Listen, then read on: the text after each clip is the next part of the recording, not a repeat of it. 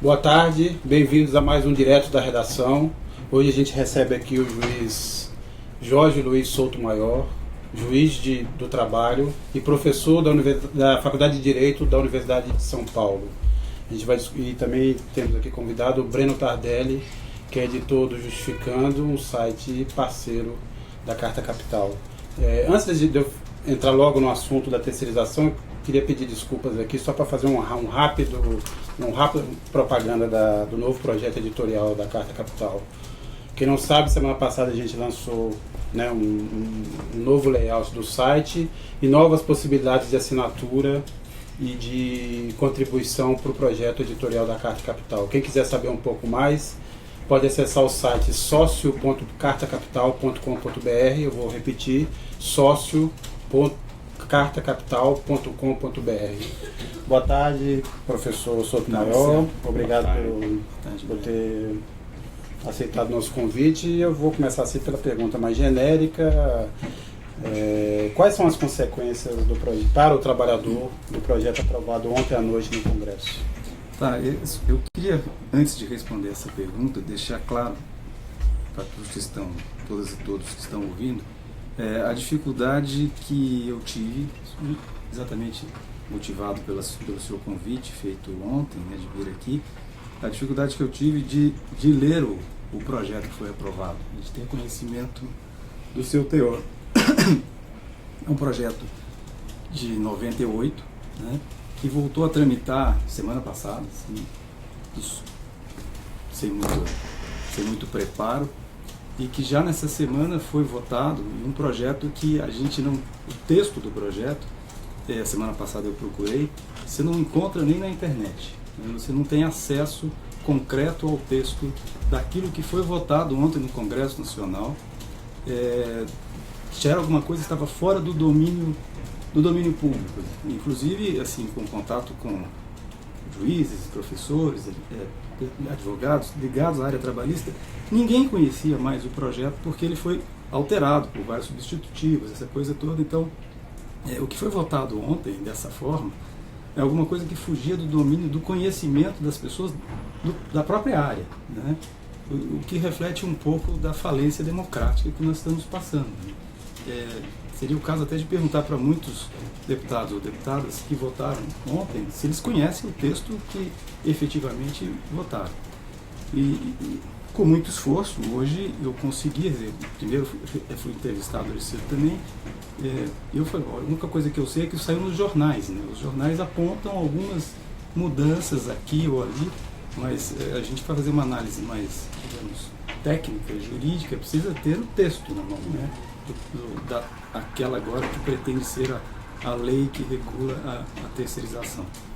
E, então, me mandaram aqui, por isso que eu estou até com o celular na mão, muito rapidamente me mandaram um texto, e esse texto, o que me mandaram assim, eu acho que é isso. Então eu vou falar muito daquilo que eu tenho aqui no WhatsApp, de um texto que me passaram, que pode ser isto ou não, em princípio. Desculpe me interromper antes de você começar a ler, e boa tarde a todos aqui. Só o fato da gente não saber exatamente o que foi votado já seria algo da maior gravidade. Para mim, de um ponto de vista de um processo democrático, que toda lei deve ter esse respaldo constitucional do Estado Democrático de Direito, há um questionamento da legitimidade da própria lei, do próprio processo, que foi alguma coisa que efetivamente não foi discutida. Alguém pode dizer, não, mas o projeto já foi aprovado pelo Senado, mas isso foi lá há quantos anos atrás, e nunca mais... 98. O projeto é de 98, eu não sei exatamente em que ano ele teria sido aprovado no Senado. Mas foram várias modificações introduzidas, então o texto final, porque a dificuldade você não tem, você até encontra o PL 4.302, mas o PL 4.302C, que é o que foi votado ontem, esse efetivamente você não encontra por conta das diversas alterações. Ele na verdade foi votado em 2002 pelo Senado. 2002. Quer dizer, também no apagar da luz do governo Fernando Henrique, no momento em que o Brasil vivia também uma crise um tanto quanto semelhante aqui. E como eles gostam de dizer, o mundo mudou, o Brasil mudou, então de 2002 para cá tanta coisa se deu, que não é possível que uma discussão que foi travada lá naquele instante sirva como fundamento para essa votação, que foi cujo processo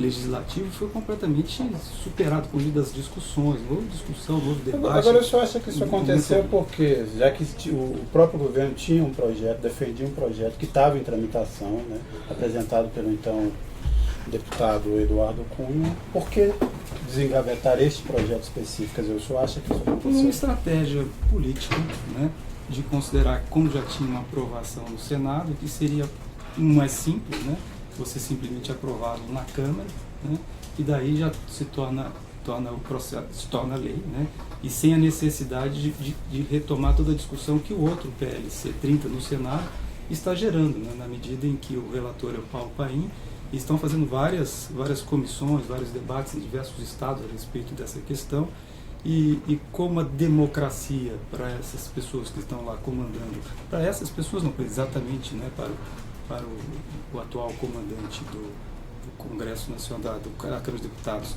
não faz parte do seu, digamos, seu vocabulário. Então eu acho que eles acharam uma fórmula, digamos assim, antidemocrática, com aparência de regularidade, para passar essa lei que efetivamente tem vários problemas, várias questões extremamente complexas, até do ponto de vista dos interesses, digamos, de redução de custo, de simplificação, de segurança jurídica, ou seja, uma lei com inúmeros problemas, né, que não foram debatidos, e assim, o fundo é que o que representa uma falência mesmo do processo democrático.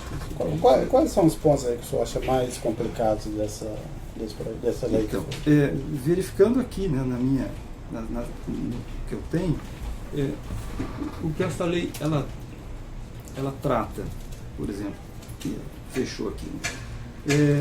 Primeiro ela fala da questão do trabalho temporário, né, regula o trabalho temporário, e na sequência ela regula, né, o que seria a terceirização, né? Mas ela tenta fugir do conceito de trabalho, dos pressupostos de trabalho meio, né, atividade meio, atividade fim, possibilitando essa intermediação de mão de obra, porque a gente chama de terceirização por um eufemismo, né? De fato é uma intermediação de mão de obra, da forma como nós pensamos esse fenômeno aqui no Brasil, porque em outros lugares as pessoas vão dizer, mas existe subcontratação? Existe subcontratação, existem várias atividades empresariais que são múltiplas, com várias empresas executando o serviço de forma coletiva, de forma conjunta, mas são empresas que têm unidade produtiva, que têm patrimônio, que têm, digamos assim, uma finalidade produtiva específica e que se associam, digamos, para um resultado final, como ocorre, e a gente sabe bastante, né, na questão da produção de automóveis, né? Mas aqui, como nós falamos de terceirização aqui no Brasil, a partir dessa nossa experiência já desde 93, com o enunciado 331 do TST, o que se dá é explicitamente, embora o 331 diga que não possa haver, o que se dá é simplesmente intermediação de mão de obra, ou seja, uma empresa cuja atividade não é outra senão oferecer força de trabalho, né? Ela não tem unidade produtiva, ela não tem especialidade, ela não tem nada, ela tem pura e simplesmente uma agenciadora de mão de obra, né? E o trabalho temporário não é outra coisa senão isso, né? É uma agência de trabalho temporário, ele agencia, mas a lei do trabalho temporário especifica em quais hipóteses isso pode acontecer. Pode acontecer na substituição de pessoas regulares, de empregados regulares da empresa, ou num acréscimo extraordinário de serviços, que essa lei aqui trata de uma forma um pouco diferente, não fala em acréscimo extraordinário, fala de acréscimo, de aumento de demanda, né? Pois bem, mas na terceirização não é em hipótese específica, em qualquer situação. Você pode agenciar força de trabalho e colocar em uma outra empresa. E nos termos desse projeto de lei agora votado e aprovado, você pode fazer isso tanto em atividade meio quanto em atividade fim. Mas esse negócio de conceito de atividade meio e atividade fim é uma coisa também um pouco imprecisa. E de fato é. Mas ela é imprecisa porque quiseram regularizar a intermediação de mão de obra onde seria impossível. Então foi uma saída, uma demanda, inclusive, empresarial à época, que chegaram a essa construção, que é uma construção fictícia mesmo, de que pode haver terceirização na atividade meio. Né? Sob a justificativa das empresas, na época, em 93, isso tem... Para fazer alguns resgates históricos é importante, porque muita coisa que se fala hoje é o que se falava na década de 90, mas com ipsis litteris. E o que se dizia, as empresas têm que se preocupar com a sua atividade específica, não tem mais sentido no mundo moderno as empresas ficarem preocupadas com aquilo que não diz respeito à sua finalidade própria. Né? A partir desse argumento, então, se concebeu a possibilidade das empresas, para melhorarem a sua produtividade, para aumentarem o emprego, para competir e tudo mais, que fizessem, então, a tal da intermediação na mão de obra nas atividades meio, denominada de forma eufemística de terceirização. Muito bem. Agora, essas mesmas empresas dizem, mas esse critério de meio e fim é um critério ruim, eles que pediram, né? Elas que pediram, mas ao mesmo tempo fica então uma grande pergunta agora, se a terceirização naquela época servia para melhorar a competitividade das empresas para atividade fim, né? Agora a terceirização serve para quê? Né? Porque se elas serão mais competitivas, se antes elas eram mais competitivas porque iam se dedicar efetivamente à sua finalidade fim, agora terceirizando tudo, elas serão mais competitivas sob qual argumento? Sobre o argumento que se revela, desde lá para agora. Qual é? Diminuição de custos. Agora, apenas isso, ou seja, queremos um mecanismo para diminuir custos. E eu falo muito. Mas assim, de mecanismo para diminuir custos, sob sempre uma retórica do argumento que não estão fazendo redução de direitos dos trabalhadores. Mas como não vai fazer? Como se vai fazer redução de custos com relação de trabalho, com direitos sem diminuir direitos dos trabalhadores? Então, só pode ser. Tem duas perguntas. Deixa eu rapidamente, desculpa. Primeiro ponto é esse, quer dizer, o grande argumento sempre dessas mudanças no conjunto de leis trabalhistas brasileiras é a ideia de que isso vai melhorar, vai criar mais emprego. Eu queria saber se essa flexibilização de normas trabalhistas significa melhora... Não significou melhora de empregos em lugar nenhum do mundo onde isso foi adotado. Na Itália, na Espanha, em todos os lugares onde se adotou efetivamente a ideia de flexibilização para aumentar empregos, a experiência resultou em aumento de desemprego ou aumento de empregos precários. Né? Porque se você tem alternativas no mercado jurídico de uma contratação com custo X e uma contratação com meio X, né, as empresas vão procurar qual mecanismo? Né?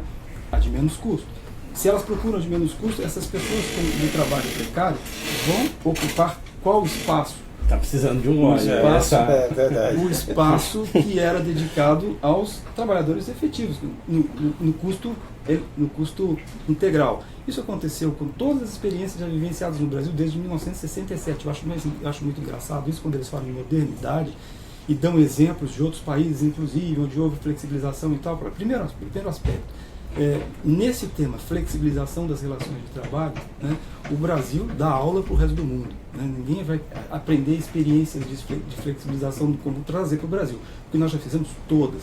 E fizemos todas desde 1967, eliminando em 1967 a estabilidade no emprego, né, com o fundo de garantia, que foi uma obra ali grandiosa do ponto de vista econômico, diga-se de passagem, do Roberto Campos. E isso não existe no mundo até hoje, né? Nos países, digamos, que nós miramos da perspectiva cultural, né? Que são os países europeus e tal, dessa questão da relação trabalho, até hoje o empregador não pode dispensar o empregado sem um justo motivo, nem em Portugal, nem na Itália, nem na França. Há que haver uma justificativa e custa caro em muitos deles. Alguns passaram agora por recentes reformas para diminuir o custo, mas não eliminar a necessidade de fundamentação. Isso nós já fizemos lá em 67. De 67 até hoje existe a denúncia vazia nas relações de emprego no Brasil, o que não existe em todos esses países. E mais ainda, nós temos o custo, que são os custos das verbas decisórias, que na prática, no concreto, as empresas dispensam e não pagam as verbas decisórias. 30% das reclamações trabalhistas na Justiça do Trabalho estão maltratadas aí agora nesse ambiente, que existem muitas reclamações, 3 milhões de reclamações trabalhistas na Justiça do Trabalho, que absurdo que é isso no Brasil. 30% delas dizem respeito a verbas rescisórias não pagas. Né? E de lá para cá nós já fizemos trabalho temporário, já houve a questão do estágio, a questão do banco de horas, o trabalho a tempo parcial, o contrato provisório. Nós fizemos a terceirização ela própria em 93, nós fizemos todas as experiências possíveis do ponto de vista da flexibilização para redução de direitos, para melhorar a competitividade, melhorar o emprego, e todo o efeito que foi prejudicial, claro, aumentando o sofrimento da classe trabalhadora e não melhorando nem nível de emprego e não melhorando a economia. Melhora nada. Não melhora por uma razão econômica até. Qual a razão econômica? Se você precariza, e a regra é de relações jurídicas precarizadas, e os trabalhadores ganham menos, se os trabalhadores ganham menos, eles são também os consumidores, aqueles que vão consumir os produtos de outras empresas que estão produzindo para o mercado, certo? E se eles são precarizados, ganham pouco e não têm segurança de emprego, não têm segurança quanto ao que vão vivenciar, o nível de consumo e de digamos, dedicar cai, claro, você guarda o dinheiro, você gasta dinheiro com outras coisas, menos, assim, mais consumista. Souto, bom, a gente está ao vivo aqui, tá bombando o ao vivo nosso, agradecemos aqui os telespectadores, podem nos mandar perguntas, a gente vai perguntar, se puder, por gentileza, ao mandar a pergunta, mandar a cidade de onde vem a pergunta também é melhor. Muita gente, claro, falando de terceirização, tem uma pessoa aqui perguntando se a terceirização ampla, geral e restrita desse jeito, ela vai afetar de algum modo as férias dos trabalhadores. Eu acredito que sim, porque a terceirização são empregos que as pessoas duram menos nos postos de trabalho e acabam não tirando férias, né? Não, essa pergunta é muito bem colocada. Evidentemente a pessoa que perguntou sabe o que está perguntando, né? Porque a realidade concreta atual dos trabalhadores terceirizados, não estou dizendo que isso aconteça com todos, mas é uma realidade bem frequente, de terceirizados que não tiram férias, né? Há 5, 6, 7, 8 anos até, porque o contrato dura um ano e pouco, né? E para você conseguir tirar férias efetivas, você tem que trabalhar um ano e você tira férias no ano seguinte, é o período aquisitivo e o período concessivo. Só que quando você vai tirar férias, já troca a empresa prestadora de serviço, você passa para trabalhar para outra empresa. Você não tirou férias, começa de novo um outro contrato, um novo período aquisitivo. Então, e como há essa rotatividade muito grande, isso acontece sobretudo nas atividades públicas, né? Você tem pessoas trabalhando 8 anos sem tirar férias. Nós fizemos no grupo de pesquisa Trabalho Capital, lá da Universidade de São Paulo, da Faculdade de Direito, uma pesquisa com trabalhadores e trabalhadores terceirizados nas repartições públicas de Brasília, né? E encontramos lá pessoas do Ministério do Trabalho, no Ministério da Justiça, no Congresso Nacional, no Supremo Tribunal Federal, no Tribunal Superior do Trabalho, pessoas terceirizadas sem tirar férias há 8 anos, né? E sem receber as verbas rescisórias dos contratos anteriores. E elas não conseguem entrar na Justiça do Trabalho, porque a empresa acaba, né? Fica vendo navios e as pessoas vão para a rua e não conseguem... Em geral, como não é uma empresa que tem patrimônio, que tem, digamos assim, uma atividade produtiva própria, ela não tem lastro, né? Ela pode ser simplesmente uma sala com um telefone e gerenciamento de mão de obra. E depois que fecha, some simplesmente, não tem bens, né? Mesmo que você encontre, elas não têm necessariamente bens. É engraçado que esta lei que foi votada ontem, né, ela tenta minimizar isto, né? Ela tenta dizer assim, as pessoas, uma empresa de prestação de serviço tem que ter no mínimo um contrato social de R$10 mil para 10 trabalhadores, que tenham 10 trabalhadores, porque hoje em dia você tem contrato social de R$10 mil e tem 200 empregados.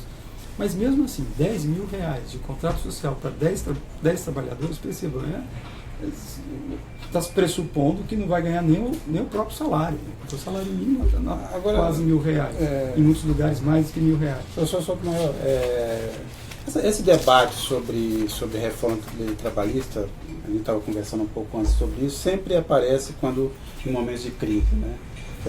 Tanto é fato que essa lei de terceirização aprovada ontem é uma lei proposta em 98, justamente num período em que o Brasil entrou numa crise profunda. Arrastou-se, uma crise que se arrastou de 98 até 2002, E quem vivenciou aquele momento lembra-se que era uma discussão constante. E agora, de novo, o Brasil atravessa uma crise e esse assunto volta. E a pergunta é, o conjunto de leis trabalhistas brasileiras realmente dificulta tanto assim, é tão equivocado, tão errado, a ponto de travar o desenvolvimento brasileiro? O problema do desenvolvimento brasileiro está ligado à lei trabalhista, que é um dos argumentos que se repete normalmente? Antes de falar da lei propriamente, eu queria dizer assim, crise que nós vivenciamos na realidade brasileira, desse ponto de vista da relação capital e trabalho, é muito mais uma crise moral do que uma crise econômica, né? Porque esse argumento de dizer que a crise econômica impele ou justifica o sofrimento alheio, porque perceba, o argumento é sempre esse, né? A crise justificando o sofrimento do outro, né? Não é você usando o argumento da crise para se impor um sacrifício a si mesmo. Isso acontece no Brasil desde sempre, né? Aconteceu no Brasil mesmo quando se discutia a necessidade até econômica, né, de acabar com a escravidão, e a resistência era se acabar com a escravidão a gente vai levar a economia à bancarrota, né? E depois, quando houve as primeiras legislações trabalhistas ainda na Primeira República, a primeira lei de férias em 1925, o argumento também, as empresas não vão suportar conferir férias que na época eram de 20 dias aos trabalhadores. Depois, quando começam a surgir as primeiras leis, limitação da jornada, etc., sempre o argumento colocado foi que as leis protetivas, né, limitadoras, que não é a proteção do trabalhador, é uma proteção da própria sociedade, no sentido de que patamar civilizatório a gente quer para conviver entre os seres humanos, né, dentro dessa lógica, né, que existe como base da relação capital e trabalho. Então, toda vez que se quis estabelecer digamos, uma proteção jurídica para uma sociedade mais saudável, digamos assim, o argumento econômico sempre foi colocado como um empecilho, como da impossibilidade disso de fato acontecer. Então, não é bem a crise que está justificando neste momento essas reformas trabalhistas, até porque foi o mesmo argumento justificado lá, como eu disse, na década de 60, na década de 70, na década de 90, com crise ou sem crise, né? Nós temos um problema muito mais grave aí para superar, que não superamos ainda, que são 388 anos de convívio com a escravidão. E que passamos a considerar que direitos aos trabalhadores já é alguma coisa assim que já é demais, né? Já não são escravos, querem direitos, isso aí também. A mentalidade continua escravocrata. A mentalidade, não tem a menor dúvida, com todos os seus resquícios misóginos, com todos os resquícios racistas, com todos os seus problemas machistas, com tudo aquilo que diz respeito a esse modelo de sociedade que, percebam, foi retroalimentado durante 388 anos e que não terminou sob o ponto de vista do argumento ou do convencimento de que aquilo fosse uma coisa aviltante para a condição humana, terminou mais por imposição internacional, por razões econômicas, do que propriamente por razões filosóficas, né, e sociológicas. Agora, professor, outra pergunta. Então, é só para completar, eu tenho que responder a sua pergunta. Eu falei que ia demorar. Que a legislação trabalhista, né, que nós temos no Brasil, portanto, ela não é efetivamente custosa, ela não é complexa, ela não é obsoleta, como se costuma dizer, até porque essa CLT tal de 43, a CLT de 43 velha, ela foi completamente modificada ao longo de todos esses anos, e várias das modificações feitas foram feitas na linha da flexibilização.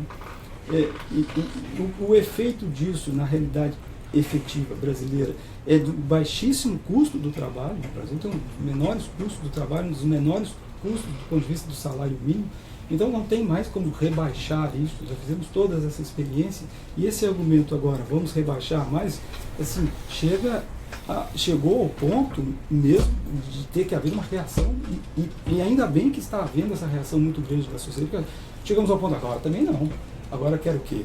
Voltar ao século XIX, porque não dá para rebaixar mais. O fato concreto, vamos pegar dados aí, as pessoas estão fazendo financiamento para consumir bens de de sobrevivência alimentar, né? Agora, quer rebaixar salário, rebaixar direitos, né? Na realidade brasileira, o rebaixamento, neste caso, significa o fim de tudo. Se você soma terceirização em tudo, você soma isso, lá aquele negociado sobre legislado, um sindicalismo que foi fragilizado ao longo das últimas décadas, sobretudo por conta de que efetivamente existe o tal do desemprego, né, que atinge. Então, pessoas que estão nessa loja de mercado, o desemprego puxa, né, a força, diminui a força reivindicatória dos sindicatos de organização. Trabalho intermitente, que também tem aí como projeto da tal reforma trabalhista, e negociado sobre o legislado.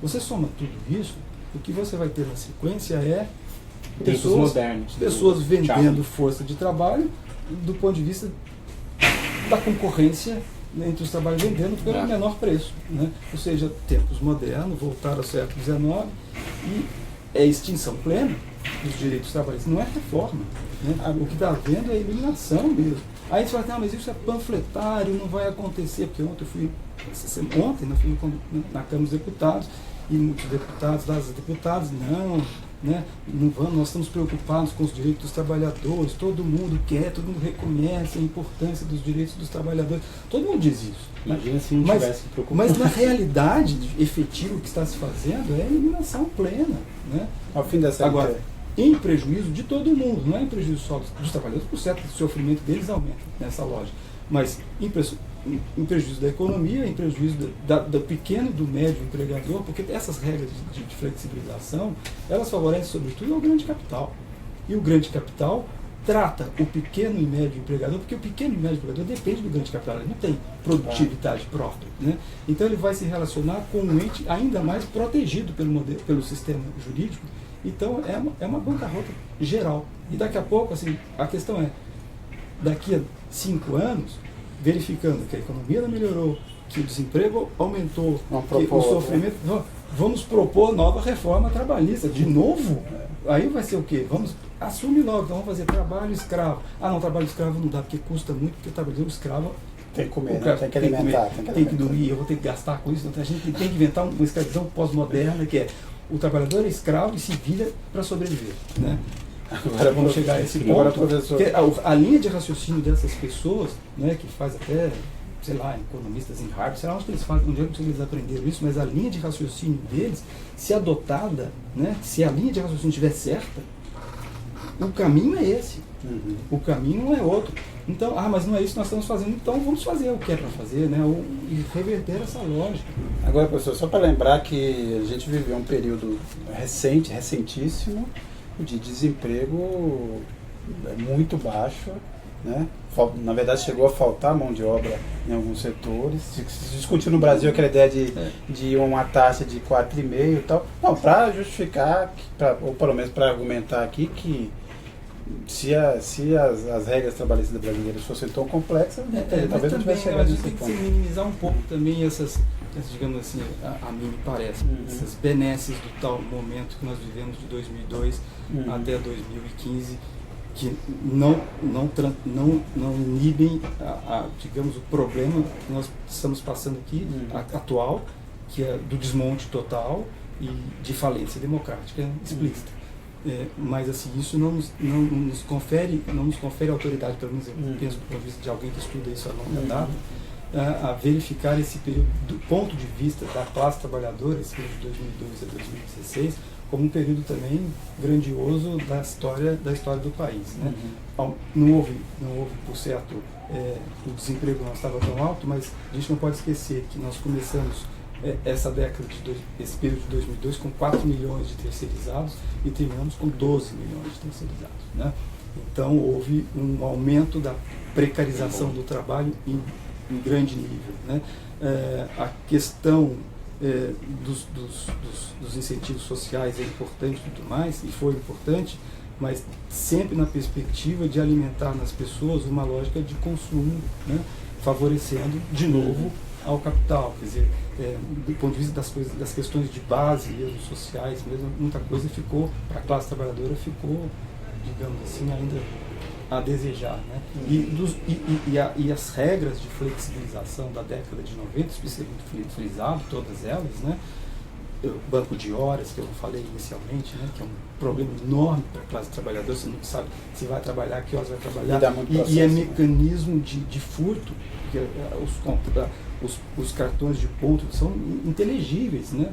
No geral, eu como juiz tenho dificuldade para saber se todos os minutos, todos os que foram ali efetivamente pagos. Vocês têm que fazer uma perícia, imagina um trabalhador lá.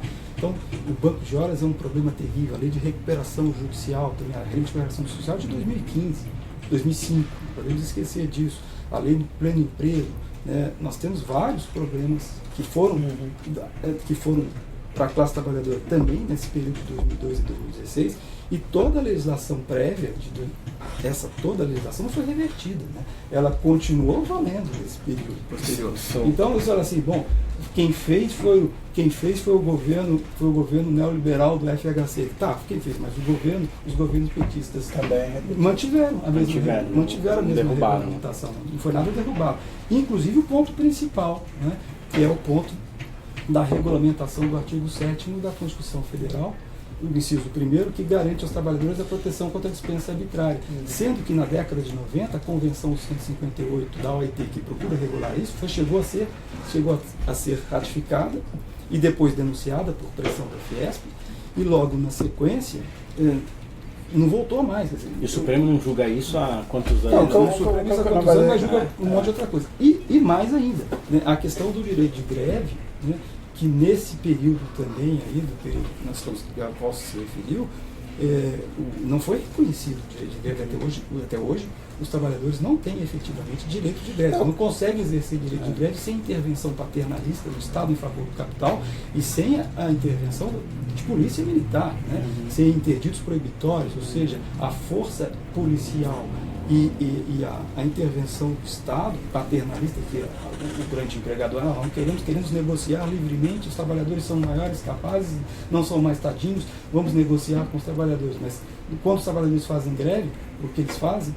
Vão até o Estado, vão até o Judiciário para impor multas aos trabalhadores, para pedir interditos proibitórios e para usar força policial que chega efetivamente às vias de fato. Então, o que eu queria... Os trabalhadores têm sido massacrados, e foram massacrados, os servidores públicos federais, os servidores públicos estaduais, os trabalhadores em geral, foram massacrados também nesse período. O que eu queria, na verdade, ter ressaltado, o que eu ressaltaria apenas naquele momento, é que, apesar de toda a discussão sobre a dificuldade das leis trabalhistas, você teve um período de aumento de carteiras assinadas, o que, em tese, contradiz o argumento de que a lei trabalhista é um problema para... Eu sei, mas aí a gente não precisa... É que eu só quis evitar da gente fazer isso do ponto de vista de tentar fazer uma propaganda.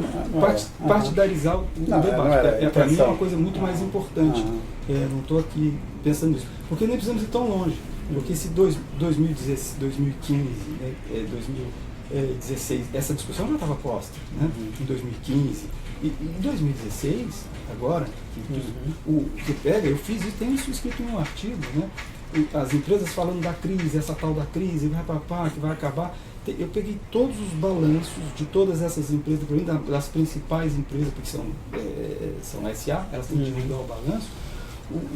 O lucro que obtiveram em 2015, né? Todas elas um lucro absurdo. Peguem os bancos, né? Peguem as grandes empresas, não tem nenhuma empresa dessas que estão aí falando disso que tiveram prejuízo. Algumas poucas, alguns segmentos, você tem problemas, mas o lucro foi... Então, e a economia melhorou, né? Sem reforma trabalhista, inclusive é o que estão dizendo, a economia já, depois do impeachment, né? Tudo se resolveu. A economia está mais sólida, as empresas têm mais segurança, a economia melhorou, sem reforma. Então, para que serve essa reforma?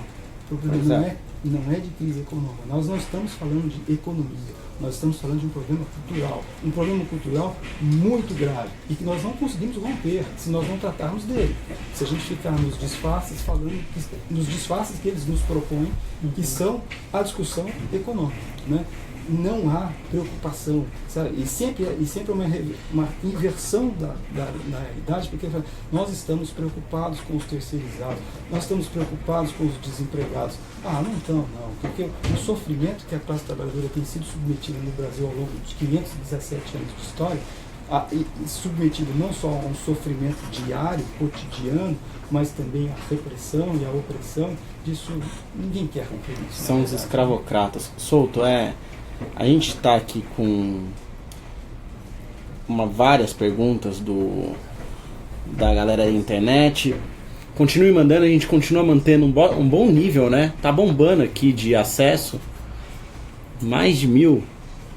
Tá incrível, então continue compartilhando. A gente ainda vai mais um tempinho, né? A gente chegou aqui, tá ótimo. Mas aí é hora extra. Hora extra a gente vai. Já passou a lei da terceirização. Pelo amor de Deus, Souto. Aí vai mandando sua cidade na hora que fazer a pergunta. Como esse ao vivo vai passando as perguntas de cima, eu acabo perdendo, mas tem de Catanduva aqui o Evandro. Tá perguntando, professor Jorge, há uma mínima possibilidade de órgãos internacionais de entrarem aqui no Brasil, a OIT, ONU, alguma coisa para inviabilizar? E eu vou emendar, vou aproveitar a pergunta do Evandro para o nosso público do Justificando, que é um público jurídico, e vou dizer, existe a possibilidade do Supremo fazer alguma coisa com isso daí, ou também está completamente comprometido com as reformas do Rodrigo Maia? Você não gosta de mim mesmo. Eu fiz uma pergunta que eu sei a resposta. Então, mas olha bem, primeiro a questão internacional, né?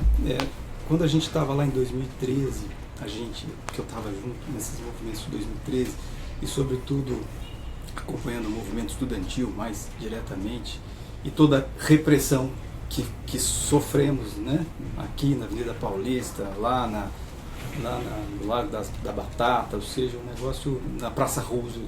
Praça Roosevelt, eu cheguei a fazer uma manifestação lá com pessoas, né? Um evento com a tropa de choque entre a mesa e o público, né? Então isso, e nessa época tinha muita gente aí que está hoje preocupada com os direitos humanos que não estava nem se manifestando, está tudo bem. E enquanto os estudantes estavam lá tentando reagir para um mundo melhor, digamos assim, a opressão funcionou e ninguém estava muito preocupado.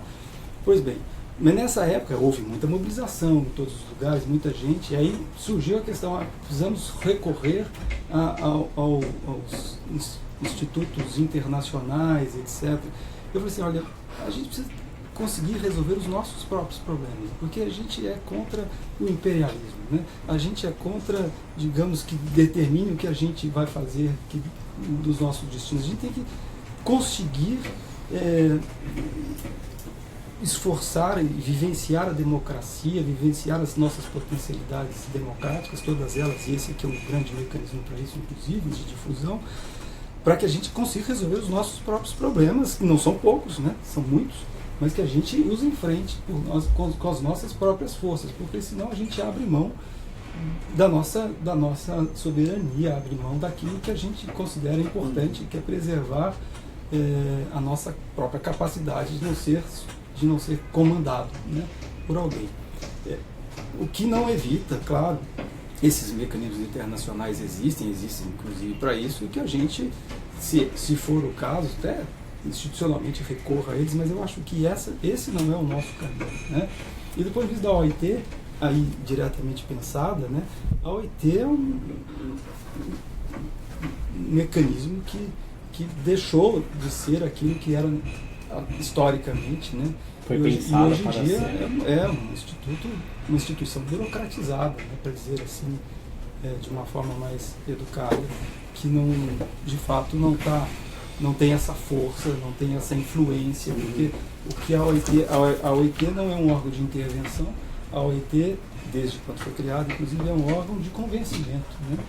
Mas ela perdeu ao longo dos anos essa potencialidade. E o Supremo? O Supremo Tribunal Federal assumiu expressamente, né, tem assumido, isso aí não é uma questão de avaliação pessoal, né, de ministros e ministras, mas a partir das suas decisões, assumiu esse papel de fazer a reforma trabalhista. Isso foi dito, inclusive, expressamente numa sessão em que, olha, nós precisamos fazer a reforma trabalhista, já que ninguém tem coragem de fazer, entre aspas. E são várias as decisões, né, várias seguidas, né, decisões do Supremo prejudiciais aos trabalhadores, né, e são decisões que ferem não só a legislação trabalhista, mas também a própria lógica constitucional. A prescrição do Fundo de Garantia, que era de 30 anos, né, que foi reduzida, né, a ADI 1923, que foi movida lá em 98, que também estava parada, né, e que de repente o Supremo julgou muito rapidamente, permitindo a terceirização no setor público, mas não só uma terceirização de prestação de serviço, uma terceirização da própria administração pública, ou seja, uma terceirização por meio de ONGs que passam a ser agora OS, né, que na área de saúde, na área de educação, na área de lazer, cultura, ou seja, aquilo que era função do Estado passa a ser função de OS, que são contratadas sem licitação, nos termos dessa lei, que o Supremo declarou constitucional, né? Agora, recentemente. Decisões mais recentes em que um dos ministros diz expressamente que algumas categorias de trabalhadores do serviço público estão proibidas de fazer greve, né? Sendo que a Constituição garante o direito de greve para todos os trabalhadores. Então, esses julgamentos dizem essas categorias estão proibidas de fazer greve. Ou seja, eu lembro do ministro Luiz Fux, do Supremo, que ele foi julgar a direito de greve do serviço público. E ele, ao julgar o direito de greve do serviço público, ele falou: olha, a gente está entrando numa crise econômica e o Supremo precisa dar um jeito nisso daí. Então foi um grande aviso naquele julgamento do direito de greve da deliberada intenção do Supremo em promover a reforma trabalhista. E é interessante porque isso reverte também um pouco do momento político do país, porque é uma reversão do Supremo Tribunal Federal nessa questão, porque a linha que vinha sendo adotada pelo Supremo era de garantir o direito de greve na sua mais ampla possibilidade, né? desde do mandato de injunção 712, cujo relator foi o Eros Grau.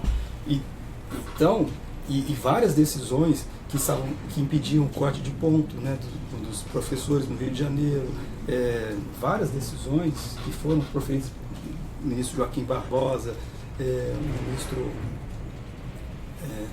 lá do Rio de Janeiro, que eu esqueci o nome. O Marco Aurélio? Barroso. Não, eu acho que era o próprio Fux mesmo. Né? Proibindo o corte de ponto, garantindo o exercício do direito de greve. As decisões vinham nesse sentido. E aí, com esse momento político, o Supremo também mudou, né, a sua linha de pensamento. Para citar alguns exemplos. Não parece aqui a vocês que, na verdade, uma reforma acaba retroalimentando outra numa espiral de resultados ruins. Eu vou citar aqui o caso. Esta precarização que a terceirização traz vai acabar no fundo também afetando a Previdência, que também está sendo reformada e que vai afetar também as condições de vida do trabalhador com efeitos sobre o próprio trabalho, não é isso? Muito bem colocado. Antes de falar isso, já que nós estamos aqui na hora extra, né? Eu lembrei de 2008. 2008, a crise de 2008 foi exatamente a mesma coisa. Exatamente a mesma coisa. Em 2008, em 2000, assim, começaram, né, com uma reivindicação de muitas empresas: precisamos dispensar trabalhadores, e começaram a fazer dispensas em massas para não se submeter aos efeitos de uma crise que não tinha chegado ao país, né? E neste momento histórico, inclusive, a Justiça do Trabalho teve um grande papel, que foi um papel de impossibilitar as dispensas coletivas, né? Decisões que começaram na Justiça do Trabalho em Minas Gerais, né, pelo ministro Felipe, depois na 15ª região, né, de Campinas, e chegaram ao TST, essas questões, e o TST firmou o posicionamento de que as dispensas coletivas não podiam ocorrer. Isso é que salvou, de fato, a economia nacional naquele período, porque senão as empresas começando a dispensar trabalhadores, né, de forma coletiva, né? E o exemplo inicial foi a dispensa de 4.000 trabalhadores lá na Embraer, geraria uma bancarrota total. Ou seja, do ponto de vista econômico, geraria isso que você está dizendo, né? Se toda a nossa lógica econômica é baseada na produção, do capital e trabalho, né? Quanto menos produção e quanto menos capital, quanto menos contribuição fiscal e tributária você vai ter, né? Então, o rebaixamento implica não só sofrimento do ponto de vista do ganho de direitos, mas do próprio projeto de Estado Social. Porque você precisa de ter financiamento a este projeto. E toda essa precarização que nós vivenciamos de 67 para cá, gerou exatamente isso que está sendo posto aí na reforma da Previdência. Ou seja, a Previdência não tem dinheiro, né? Precisamos diminuir porque o orçamento da Previdência não suporta. Pois, a questão é, ao longo de todos esses anos, em face dessa precarização, e é uma precarização que existe também, digamos, institucionalizada, que é a precarização do não cumprimento das leis, né? É fácil e corriqueiro você encontrar empresas que pagam salário por fora, que não pagam horas extras, empresas que não registram seus trabalhadores, etc. Então, você tem uma sonegação em nível fiscal e previdenciário no Brasil de bilhões, trilhões, sei lá quantos, né? E esse valor todo que foi suprimido do patrimônio da classe trabalhadora, porque a Previdência é um patrimônio da classe trabalhadora, jamais vai ser restituído, né? Então toda essa precarização, toda essa flexibilização gera também esse efeito. Um efeito de depois os trabalhadores serem prejudicados de novo, pagando com os seus direitos previdenciários, que é o que está acontecendo. Então o que a gente quer saber, a Previdência não tem dinheiro, tá bom, mas o quanto que não se arrecadou que devia a Previdência até hoje, né? Com quantos valores da Previdência foram desviados para a construção da Transamazônica, para a construção da ponte Rio-Niterói e por aí afora, quanto de dinheiro da Previdência, dos trabalhadores foi utilizado para fins indevidos, né? Essa auditoria da Previdência Social ninguém quer fazer. Ninguém quer fazer uma auditoria do Brasil, ninguém quer refundar o país, na verdade, fundar, afinal de contas, o Brasil. E aí nós estamos fazendo um argumento fácil, um argumento simples, assim, um argumento de poder, né? Vamos impor mais sofrimento a essas pessoas que já estão acostumadas a sofrer, para a gente manter, né, o nosso padrão de vida. Ontem eu vi lá uma deputada dizendo o seguinte: olha, nós estamos muito mal ultimamente. Eu não consigo mais contratar garçom para minha piscina. Mas puxa vida, então não dá. É o fim, realmente é o fim. Nós estamos... É o sinal de que o Brasil passar acabou. Uma reforma trabalhista, eu não consigo contratar um garçom para nós estamos preocupados com os jovens, estamos preocupados com os jovens mesmo, vai botar escola pública de qualidade, né? Fazer com que os jovens consigam ficar estudando, e não dar emprego em fast food, né? Porque nós estamos preocupados com os jovens do país. Por favor, é muita falácia e muita falta de projeto, muita falta de nacionalismo, patriotismo que seja. É falta de tudo para a gente chegar aqui agora e falar que terceirização vai resolver os problemas da economia do país. Vai resolver nada, vai retroalimentar todos os problemas econômicos e reproduzir todos os problemas culturais que nós temos. Agora, professor, a gente está caminhando para o final. Se o Breno tiver alguma pergunta última aí para fazer... Tenho sim. Primeiro agradecer aqui todo mundo. E Souto, vamos, já que a gente bateu aqui por mais de meia hora só falando em desastre, vamos falar um pouco de solução. Tem esses países da Europa a quem foram impostos duras medidas de austeridade, muitas delas trabalhistas, e houve muito protesto por lá. Não sei se chegou a se reverter, mas como é que você acha que é possível reverter o quadro que a gente está hoje? É possível piorar? E se é possível piorar, como é que você vê uma solução para tudo isso daí? Bom, para tudo isso daí eu acabei de te dar um negócio. Como é que você vê uma solução para esses retrocessos trabalhistas? Então prepare-se, o mundo não será mais o mesmo. Peço para as Nações Unidas gravarem aqui que eu acabei de pedir uma solução para todos os problemas do mundo. Eu sou otimista, sempre fui, né? E continuo sendo. E o lema é desistir jamais mesmo, com tudo isso, né? Mas o primeiro aspecto a considerar é que esses exemplos do lá e do cá são muito muito difíceis, né? Complicadas. Você fala assim, a austeridade que já está acontecendo na Europa, e então isso está acontecendo lá, tem que acontecer aqui. Há uma inexorabilidade, em certo sentido, né? Na fala, não sua, mas daquilo que você está reproduzindo propositalmente aí na sua fala. Primeiro, o nível de proteção social que existe nos países europeus não dá para comparar com o país. É incomparável, né? Então, o que eles estão retirando, né, são, por exemplo, licença maternidade de 20, 30 meses para 20, né, ou seguro-desemprego de não sei quantos anos para um pouco menos.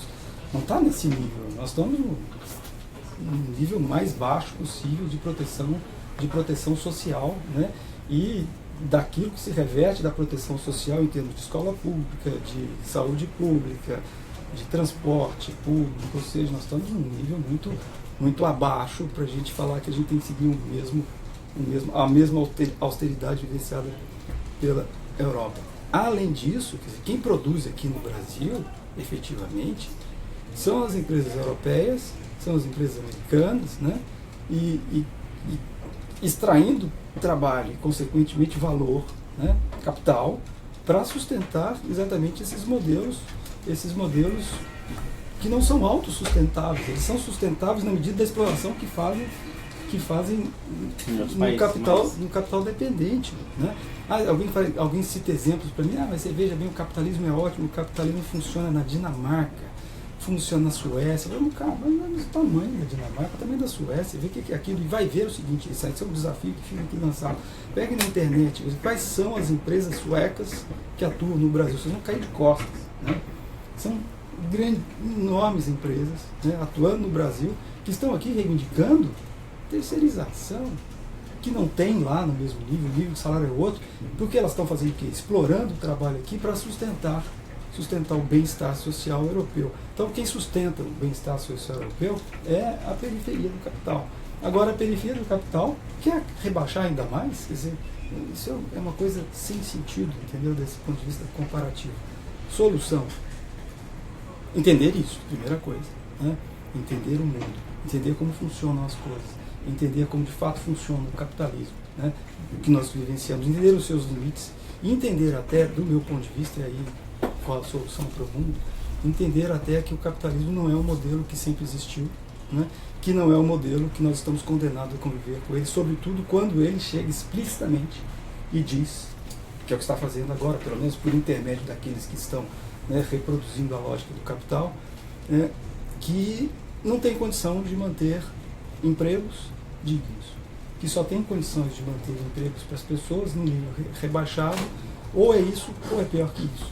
Então, quando chegam a esse ponto de, digamos assim, de chantagem, né, as pessoas, então realmente esse sistema tem limites que nós não queremos. Porque o nosso nível de pensar a humanidade não pode ser rebaixado. Lembrar que se nosso nível de pensar a humanidade, daquilo que é a humanidade para mim, para você, para ele, para todas as pessoas, porque a humanidade minha é a humanidade de todos, porque muitas vezes o para mim é uma coisa e para o outro, por isso que eu falei inicialmente, o sofrimento do outro para mim tanto faz, mas se a gente chegar ao ponto de que a nossa humanidade é para todos e o nível que a gente quer é esse, e se esse modelo não nos sustenta isso, então esse modelo tem que dar passagem para que um novo modo de ser seja construído. Claro. Um modo de ser em que os bens de produção, né, seja distribuído, que as pessoas tenham riqueza mais distribuída, que a democracia efetivamente funcione, em que as pessoas tenham participação concreta nos seus próprios destinos e não que fiquem submetidas a isso, né, a esse verdadeiro golpe, né, que é uma lei votada nessa perspectiva